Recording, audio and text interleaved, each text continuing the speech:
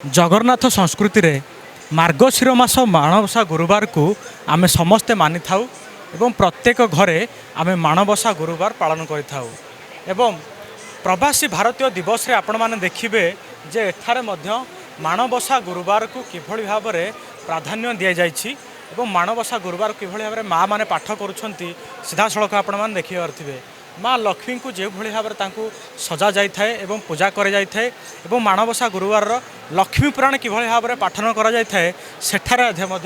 दर्शा जाए तेबे ओडिशार संस्कृति को किभଳି भाव में सारा विश्व में देखे हेब ताकू नहीं एक छोट प्रयास कर आम कहीपर। एठार जो माँ अच्छा सहित आम आलोचना करवा। माँ कौटू आसछंती? बालेश्वर आसी आम देखिलु एठार आपण जो माणबसा गुरुवार रे आमर लक्ष्मीकर पूजा करिथाउ माँ लक्ष्मीकर एठार मध्य आपण बही लक्ष्मी पुराण पढ़ुछंती एवं पाठ करुछंती कौन कहबे से विषय? आमर ये लक्ष्मी पूजाटा लक्ष्मी माणबसा लक्ष्मी पुराण यही बोला जाए जे समस्ते केमिति माँ को यही मार्गशीर मासरे माण बसैकी धान सबू माण बसैकी पूजा करिवे।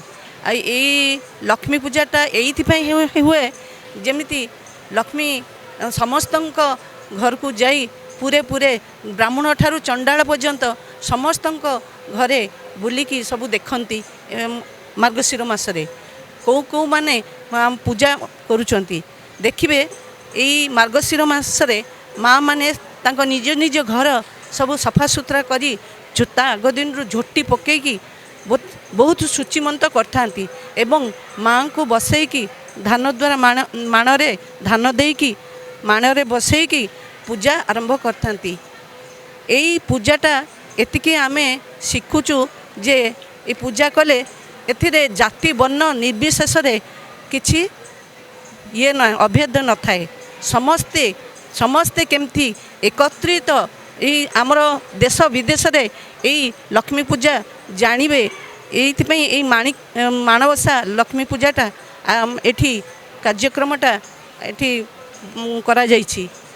ए लक्ष्मी आगरो लक्ष्मी पूजा यही होउछि समस्त जाति जाति एथर भेदभाव किछि न थाए। एठी आमे जो पूरी आमे प्रसाद खाउछु से प्रसाद ब्राह्मण चंडाल समस्ते छुआ अछुआ किछि एठी न थाए। एटा आमर लक्ष्मी ठाकुराणी आगुरु सबू चेतई देइछंती आउ जगन्नाथ महाप्रभु सेतिरे सबू लक्ष्मी ठाकुराणी को तांको हाँ करचंती सेइति पई आपण शाशु घर एमती माण बसी थांते। एई माणबसा गुरुवार आम मार्गशीर मासरे समस्ते ता आग दिन राति आग दिन घर द्वार सफा करिकी चिता झोटी राति सब बाटिकी सूचीमंत होइकी माण सब धोइबे खटुली धोइबे हलदी ये सबू लैकी गोटा गुआ सब रखिकी माण बसैकी सबू पूजा करती। झोटी एते सुंदर पद्म फूल झोटी पकई थिबे जोटा कि माँ एथिरे देखी बहुत आनंदित हुअंती गंध पुष्प झुणा सबू देकी घर को जमती माँकर आगमन हेब सेही भलिया सेहीपरि सबू गाँ गाँ रे पूजा करती। एबे भी एबे मध्य सहर मानकरे सबू माण बसैलेनी माने समस्त स्त्री लोक माने करिलेनी ये सबू स्त्री लोक मानकर सबू काम शाशु मानकटारू आम माने एगुरा सबू शिखिथिलु। आग काल शाशु माने एमती सबू माणबसा गुरुवार सबू करुथिले आमे मध्य आम बोहू मानकू एई भलिया आमे शिखै दउचु जे एई भलिया निष्ठार सहित नीति नियम ये करिकी माँ लक्ष्मी ठाकुराणी को पूजा करिबा जोटा कि आम ठाकुराणी आम घरे विराजमान हेबे। आ लक्ष्मी ठाकुराणी होउचंती ऐश्वर्यर संपद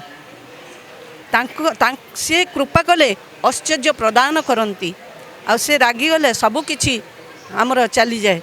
तेणु जगन्नाथ महाप्रभु जेतेबेले लक्ष्मी ठाकुराणी जगन्नाथ महाप्रभु कहले तुम्हें चंडाल घर को जाइथिलो हाँ तुमको आम बड़ देउल को छाड़बनी लक्ष्मी ठाकुराणी एमती दर्शई देइथिले जगन्नाथ को।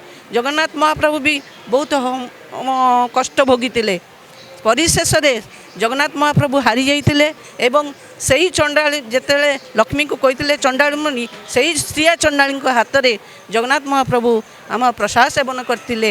ଏହି ପରମ୍ପରା ଲକ୍ଷ୍ମୀ ଜଗନ୍ନାଥଙ୍କୁ କଣ୍ଡିସନ୍ କରିଥିଲେ ଯେ ଆମର କଳି ଯୁଗରେ ନାରୀମାନେ ପୁରୁଷମାନେ ନାରୀମାନଙ୍କୁ ଯେପରି ଲୋଡ଼ିବେ। ପଛପଟେ ଦେଖିବାକୁ ମିଳିଛି ଗୋଟେ କାଠର ବଡ଼ ସିନ୍ଦୁକ ରହିଛି, ସେଟା କ'ଣ ପରଖାଯାଇଛି ଆଜ୍ଞା? ଏହି ସିନ୍ଦୁକରେ ମାଙ୍କର ସବୁ ଆମର ଯେଉଁ ସବୁ ପୂଜା କରାଯାଏ ତାଙ୍କର ପୂଜା ସାମଗ୍ରୀ ଅଳଙ୍କାର ସବୁ ରଖାଯାଏ। ଏଇଟା ବର୍ଷ ତମକୁ ପୁଣି ବର୍ଷେ ଆସିଲେ ପୁଣି ଖୋଲା ଯାଇକି ମାଙ୍କ ପାଖରେ ପୂଜା କରାଯାଏ। ପ୍ରବାସୀ ଭାରତୀୟକୁ ଆସିଛନ୍ତି ଆପଣ ଏ ଉତ୍ସବକୁ, କେମିତି ଲାଗୁଛି? ଠାକୁରାଣୀକୁ ନେଇକି ଆସିଛନ୍ତି, କେମିତି ଲାଗୁଛି ଆପଣ? ଏ ପ୍ରବାସ ଭାରତୀୟ ସମ୍ମିଳନୀରେ ଯେଉଁ ବିଦେଶରୁ ସବୁ ଆସୁଛନ୍ତି ପ୍ରବାସୀମାନେ, ସେମାନେ ଆମକୁ ଏଇଠି ପଚାରୁଛନ୍ତି ଏଇଟା କେଉଁ ଠାକୁରାଣୀଙ୍କ ପୂଜା।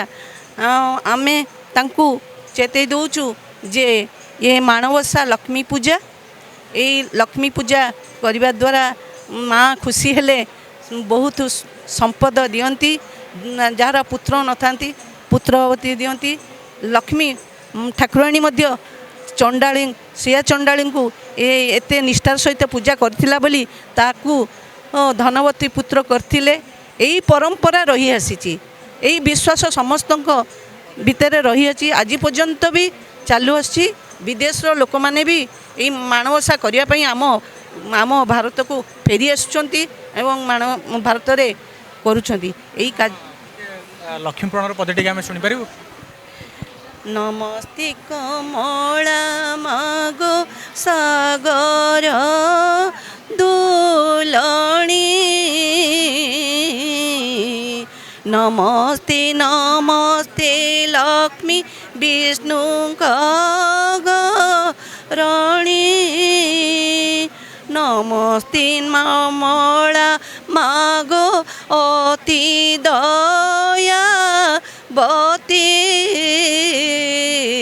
ସ୍ଥାବର ଜଙ୍ଗମ କୀଟ ଆଦି ପାଳୁ ନୀତି, ତୋର ଦୟା ବଳେ ମାଗୋ ଦରିଦ୍ର ଜନର, ହୁଇ ଅଚଳ ବିତ ଜିଣଇକୁ ବେର,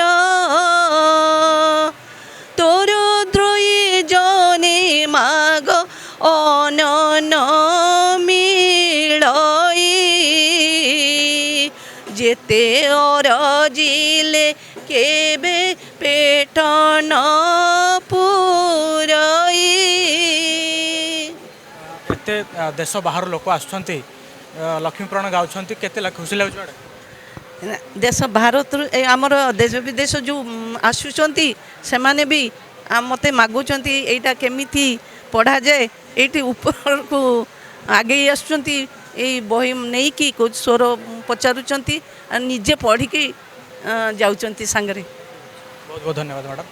ତେବେ ଆମେ ଆଲୋଚନା କରୁଥିଲେ ଯେ ଯେଉଁ ଲକ୍ଷ୍ମୀ ପୁରାଣର ଆମର ଇତିହାସ ରହିଛି, ଆମ ସଂସ୍କୃତି ରହିଛି, କାହିଁକି ଏ ଲକ୍ଷ୍ମୀ ପୁରାଣ କରାଯାଇଥାଏ ଏବଂ ମା ଲକ୍ଷ୍ମୀ କିଭଳି ଭାବରେ ଜଗନ୍ନାଥଙ୍କର ଯେଉଁ ଇତିହାସ ରହିଛି ଯେ କେବେଠାରୁ ଏ ଲକ୍ଷ୍ମୀ ପୂଜା ପାଳନ କରାଯାଉଛି ତାକୁ ମଧ୍ୟ ସୁନ୍ଦର ଭାବରେ ବ୍ୟାଖ୍ୟା କରିଥିଲେ ମା।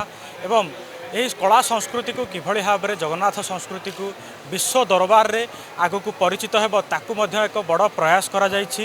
ଏବଂ ଲକ୍ଷ୍ମୀ ପୁରାଣ କିଭଳି ଭାବରେ ପାଠକ କରିବା ପାଇଁ ମଧ୍ୟ ଅନେକ ପାଠକମାନେ ଯେଉଁମାନେ ପ୍ରବାସୀ ଭାରତୀୟ ଆସୁଥିଲେ ସେମାନେ କେମିତି ପଢ଼ିବେ ତାହା ପାଇଁ ମଧ୍ୟ ଆଗ୍ରହ ହେଉଥିଲେ ବୋଲି ମା ଯାହା କହୁଥିଲେ ଆମେ ଶୁଣିବାକୁ ପାଉଥିଲେ। ଭୁବନେଶ୍ୱରରୁ କ୍ୟାମେରା ପର୍ସନ ମଣ୍ଟୁ କୋଶମ ଭଗବାନ, ଚର୍ଚ୍ଚା ନ୍ୟୁଜ୍।